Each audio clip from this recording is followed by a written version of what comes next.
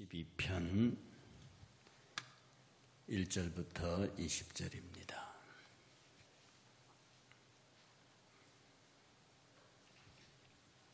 시편 72편 1절부터 20절 함께 봉독합니다. 하나님이여, 주의 판단력을 왕에게 주시고 주의 공의를 왕의 아들에게 주소서.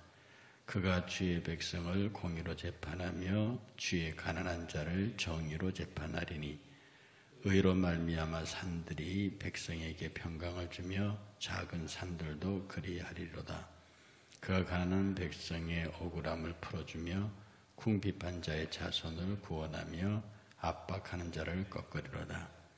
그들이 해가 있을 동안에도 주를 두려워하며 달이 있을 동안에도 대대로 그러하리로다. 그가 벤 풀 위에 내리는 비같이 땅을 적시는 소낙비같이 내리니, 그의 날에 의인이 흥왕하여 평강의 풍성함이 달이 다할 때까지 이르로다. 그가 바다에서부터 바다까지와 강에서부터 땅끝까지 다스리니, 광야에 사는 자는 그 앞에 굽히며 그의 원수들은 티끌을 핥을 것이며, 다시스와 섬의 왕들이 조공을 바치며 스바와 시바 왕들이 예물을 드리로다. 모든 왕이 그의 앞에 부복하며 모든 민족이 다 그를 섬기리로다. 그는 궁핍한 자가 부르짖을 때에 건지며 도움이 없는 가난한 자도 건지며, 그는 가난한 자와 궁핍한 자를 불쌍히 여기며 궁핍한 자의 생명을 구원하며 그들의 생명과 강포에서 구원하리니, 그들의 피가 그의 눈앞에서 존귀히 여김을 받으리로다. 그들이 생존하여 스바의 금을 그에게 드리며 사람들이 그를 위하여 항상 기도하고 종일 찬송하리로다. 산 꼭대기의 땅에도 곡식이 풍성하고 그것의 열매가 레바논같이 흔들리며 성에 있는 자가 땅의 풀같이 왕성하리로다. 그의 이름이 영구하며 그의 이름이 해와 같이 장구하리로다. 사람들이 그로 말미암아 복을 받으리니 모든 민족이 다 그를 복되다 하리로다. 홀로 기이한 일들을 행하시는 여호와 하나님, 곧 이스라엘의 하나님을 찬송하며 그 영화로운 이름을 영원히 찬송할지어다. 온 땅에 그의 영광이 충만할지어다. 아멘, 아멘. 이새의 아들 다윗의 기도가 끝나니라. 아멘. 시편은 전체가 150장인데요. 그 150장의 시편이 5권으로 구분되어 있습니다. 그래서 오늘 이 시편 72편은 42편부터 시작하는 시편 제2권의 마지막 장으로서 솔로몬의 시입니다. 그래서 거의 시편은 다윗과 솔로몬의 시로 점철되어 있는데, 이 제2권 마지막 장 72장은 솔로몬의 시로 되어 있습니다. 그리고 이제 내일부터는 갈라디아서가 시작되는데요. 지금 우리가 이 새벽기도 진도를 매일 성경이라고 하는 매일 큐티 자료집이 있습니다. 오늘 나눠줄 수 있죠? 사무실에 있습니까? 받으셨어요? 예. 이 매일 성경 교재가 제가 고른 것 중에서는 가장 내용이 충실하고 또 배경 설명이 전문가들에 의해서 직접 집필되고 조언 받은 겁니다. 제 실제로 설교할 때는, 예배를 인도할 때는 그 책 내용을 따라가지 않습니다. 그 책 내용도 충분히 참고해서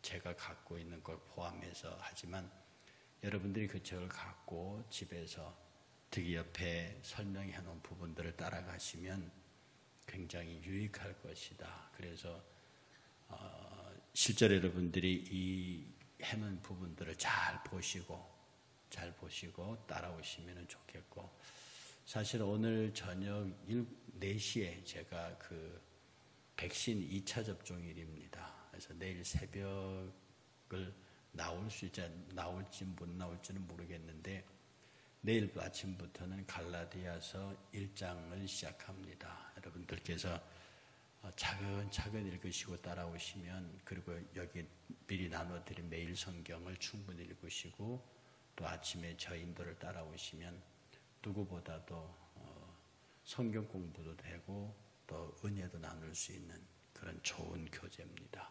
부지런히 참고하시길 바라고요. 2차 접종 잘 마칠 수 있도록 기도해 주시기를 바랍니다. 이 72장은요, 72장은 하나님께서 원하시는 가장 이상적인 왕, 결국은 하나님이 가장 원하시는 이상적인 인간의 모양, 어쩌면 그것은 예수 그리스도를 내다보고 하시는 내용이기도 합니다. 나는 이런 왕을 원한다, 나는 이런 인간을 원한다 라고 하는 것을 솔로몬의 기도를 통해서 이야기하는 거죠. 시편의 특징은 각 장 앞에다가 누구의 시인지를 기록하는 습성이 있습니다. 그렇지 않은 것도 있는데요, 거의 다윗의 시고 솔로몬의 시입니다. 2권 마지막을 끝내면서 맨 끝에 이새의 아들 다윗의 기도가 끝나니라 해서 72편도 다윗의 시편처럼 보이는데, 시작하면서 솔로몬의 시라고 이렇게 써져 있습니다. 솔로몬의 시예요. 전체가 어떤 다윗의 기도인 건 맞고요. 첫 번째, 하나님께서 이스라엘을 통해서 하나님이 원하시는 왕의 모습이 뭐냐면 공의로운 왕이다. 공의로운 왕이다.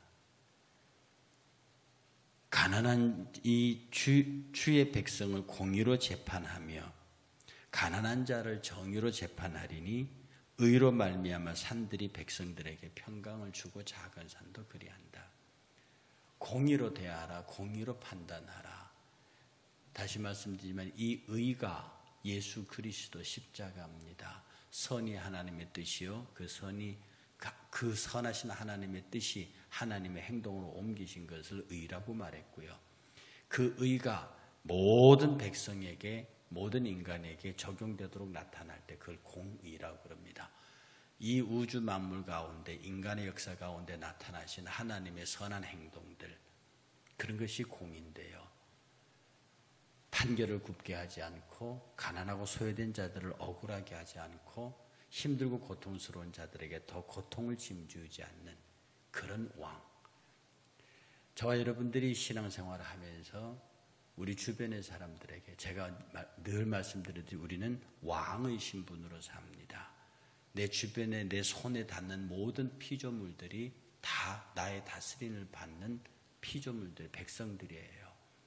그러니 여러분이 만나는 모든 자연세계의 자연물들을 다 귀하게 여길 뿐 아니라 여러분의 손끝에서 교제되는 모든 사람들, 여러분이 만나고 여러분의 시야에 들어오는 모든 사람들에게 공의로운 사람이 되어야 합니다.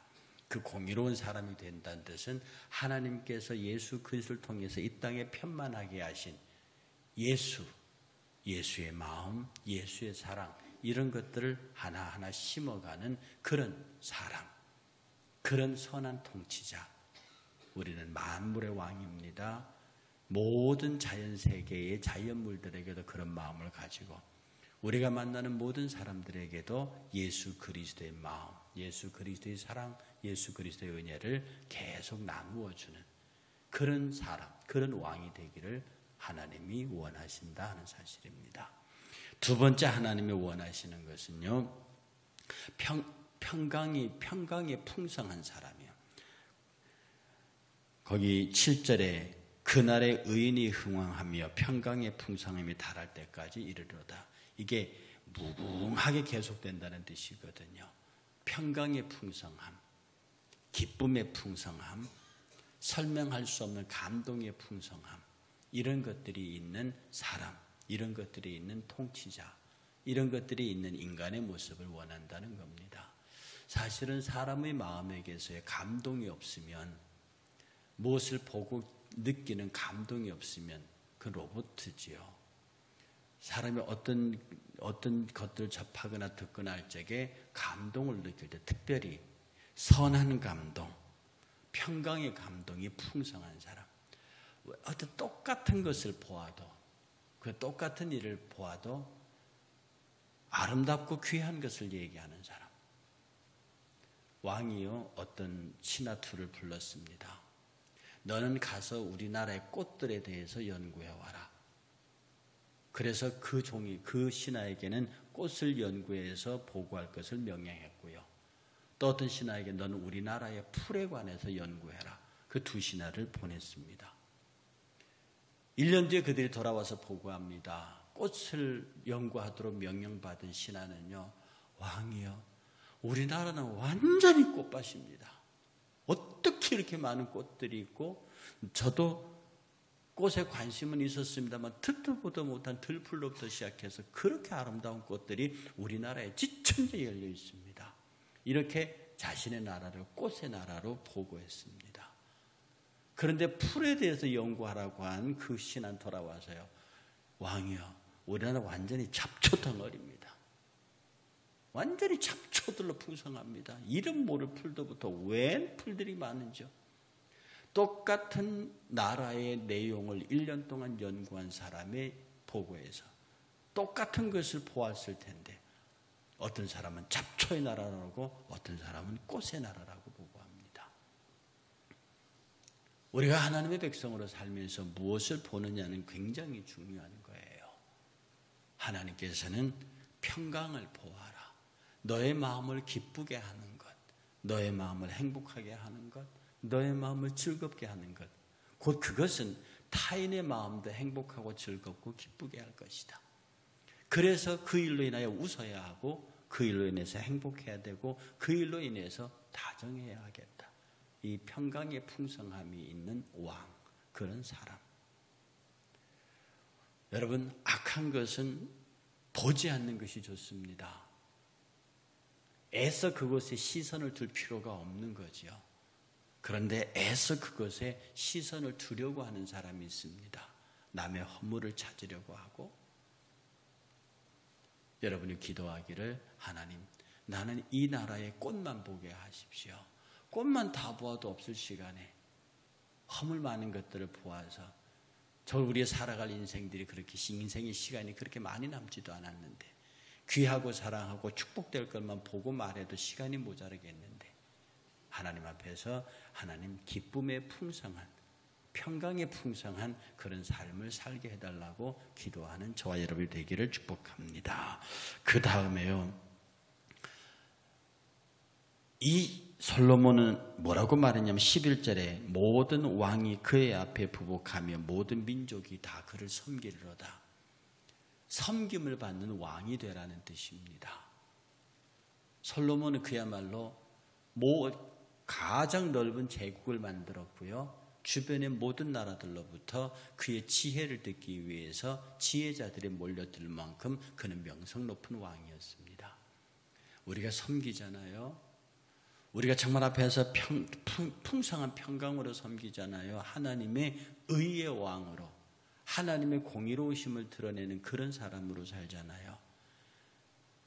하나님께서 우리에게 그렇게 살아라고 말하면서 종처럼 살아라, 머슴처럼 살아라, 그렇게 말씀하지 않으십니다. 나는 종처럼 살겠고 나는 머슴처럼 살겠는데, 하나님께서 우리에게 너는 모든 사람으로부터 섬김을 받는 사람이 될 것이다.